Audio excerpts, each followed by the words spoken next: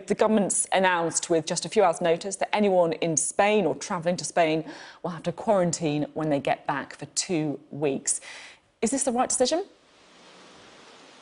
Well, I can understand why the government have made this decision, and it's a reminder that we can't be complacent about this virus. It does seem to be on the increase in some countries across Europe, including Spain. It's certainly accelerating in certain countries across the world. And of course, one of the big blunders from Boris Johnson was back in March was not quarantining those coming from Spain and France and Italy, because that's how the virus was seeded. So I understand why they've made the decision.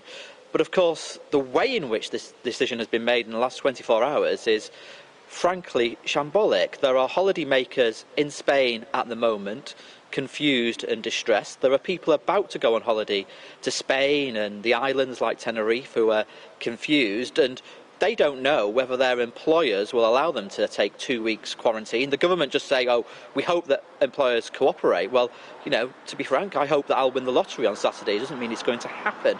We need clarity from government now as to whether those who are asked to quarantine, whether they'll get financial support if their employers refuse it them.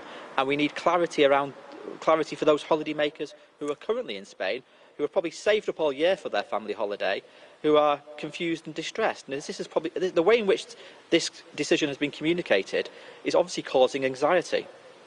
You make an important point there, particularly around employers. We'll be asking the Foreign Secretary to provide some clarity on that and other matters.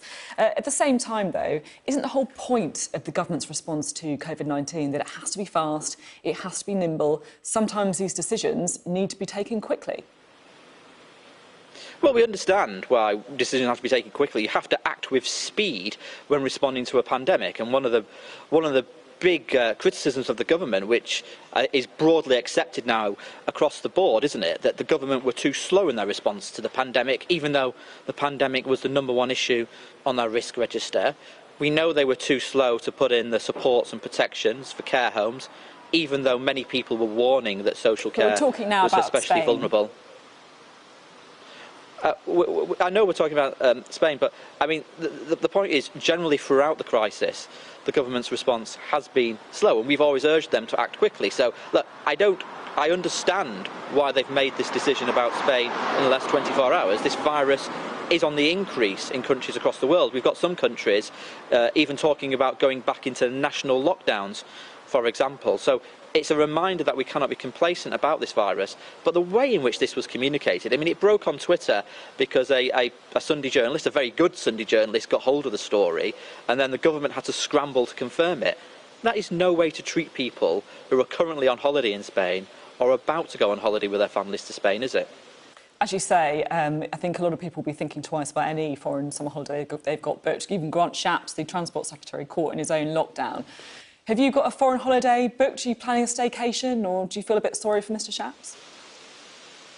Well, I mean, you couldn't make it up that Grant Shapps is over there on holiday in Spain when he's the Transport Secretary. I think that tells you everything about the sort of the government's approach to this. But personally, I mean, we're here in lockdown here in Leicester. We're still in lockdown. We don't know when we're going to leave lockdown in Leicester.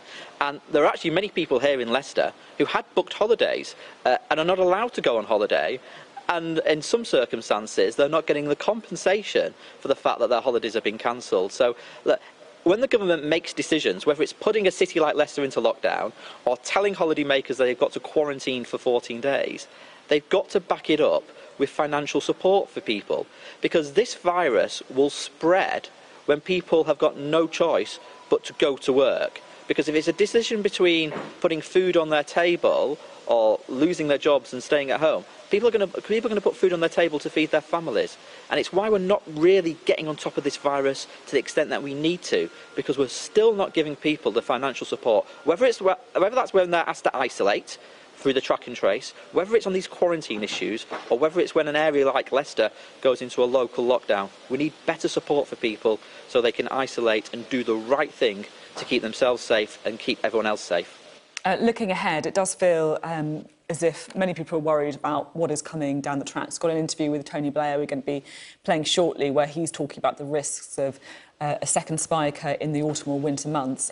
Part of the government's plan to try and get us all ready for that is to lose weight, to try and put everyone on a diet, if you like, to try and cut the rates of obesity, because we know, of course, that that is shown to lead to worse outcomes with COVID-19. What do you want to see from the government's obesity strategy published tomorrow? Well, I mean, the government are talking about giving people dieting advice and encouraging people to take up cycling and even prescribing cycling on the NHS, so it's not clear how much money they're putting into that project. Look, dieting advice and encouraging people to exercise is obviously a good thing, and actually Labour's manifesto last year talks about encouraging people to take up cycling and giving people support to take up cycling. But tackling obesity it has to be a much wider approach. You've got to tackle the circumstances in which people live, the environment in which people live. I mean, there is a correlation between poverty and inequality and obesity. The poorest spend a greater proportion of their income on food, but it's often low nutritional food because that's cheaper. So we need to give people support to buy healthier food. But the government have cut the Healthy Start food vouchers. And to be frank, it shouldn't take a Man United footballer and Labour MPs to bring the government kicking and screaming to give families food vouchers throughout the summer. But we've also got to take on what I call the commercial determinants of ill health. I mean, why are we allowing junk food to be advertised on pre-Watershed TV? 2 years ago, Tory ministers came to the House of Commons when Jeremy Hunt was the Health Secretary at the time. They came to the House of Commons and said they were going to stop this. And then they just kicked it into the long grass with consultation after consultation. We need decisive action. So, look, dieting advice is great. More exercise, more cycling, yeah, that's a good thing. But we need action around accessing nutritional food. We need to ban junk food advertising. We need to give families support. We need to give people Healthy Start vouchers, not cut them. And also these high energy drinks that kids can buy in shops. I mean, why aren't we banning that? Kids shouldn't be buying high energy drinks in shops. So I'm looking for decisive, radical action from government, not more backsliding. OK, well, we'll see if we get that decisive action tomorrow. Another thing that we touched on in the interview with Tony Blair that we'll hear in a few moments is Scottish independence. He believes that it is a real risk now that Scotland could try and leave the United Kingdom in the future. And he says that part of the problem is that the Labour Party went off to the left and played around with nationalist sentiment instead of being clearly, strongly in favour of the Union in recent years. Would Labour, under Keir Starmer, ever support the idea of holding another independence referendum in Scotland? Look, the Labour Party is a United Kingdom party, and we've always believed since our founding days that we are stronger together, we are better together, because the people here in Leicester have more in common with the people of Lothian, if you like, and we have to fight together for the same issue. The question was really specific. Would Labour ever support holding another independence referendum? No, there will be obviously Scottish elections next year, and we will be campaigning for a Scottish Labour government in the Scottish Parliament. We are not a pro-independence party. We are a party that believes in the strength of the union between Scotland and England and Wales and Northern Ireland, because we think we are stronger together. We know you're not a pro-independence party, but would you ever support another independence referendum? No, we don't. Our policy is not to support an independence referendum, and we won't be campaigning for an independence referendum. We'll be campaigning to keep the United Kingdom together. OK, now, Jeremy Corbyn has described the Labour Party's decision this week to pay substantial damages to 7 anti-Semitism whistleblowers as disappointing and a political decision, not a legal one. Is he right, and is this helping Labour rebuild trust with the Jewish community? I think Keir Starmer has shown exceptional leadership in dealing with this poison of anti-Semitism, which was allowed to go unchallenged for too long in the Labour Party. I entirely support the decision that Keir Starmer and our General Secretary of the Labour Party made last week. There can be zero tolerance for anti-Semitism in the Labour Party.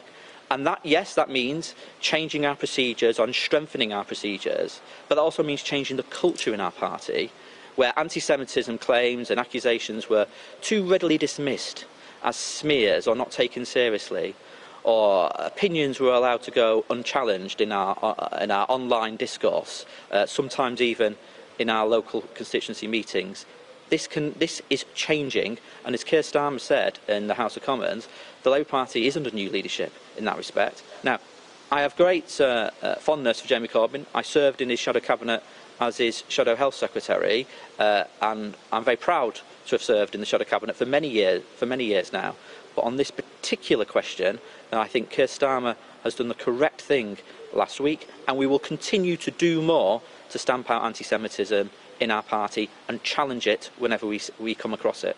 You see, you talked there about the need to change the culture in the Labour Party, but some might say that you and Keir Starmer helped to enable that culture by serving in Jeremy Corbyn's shadow cabinet. Other people in your party refused to do so. Should you have done that?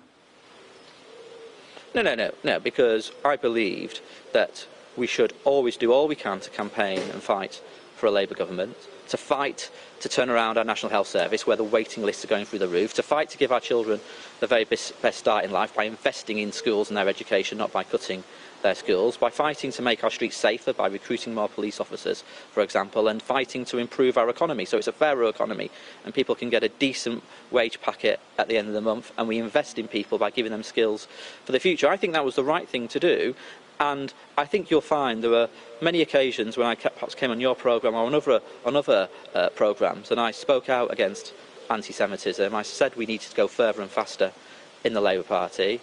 And Keir Starmer is absolutely right to be saying that anti-Semitism has no place in the Labour Party. It is a poison, and we'll do absolutely everything to move this, to shift this, to push this out of the Labour Party and challenge anti-Semitism, not just in the Labour Party, but whenever we come across it in society. Which is why, for example, I was very pleased that our Shadow Culture Secretary yesterday was very forthright on calling out Twitter, because Twitter has been absolutely appalling in the last 24 hours in refusing to take on the anti-Semitic vile poison that we've seen coming out of that particular grime artist. I mean, this is what we mean when we say we take on anti-Semitism. We stand against anti-Semitism in every whenever we come across it and in every circumstance.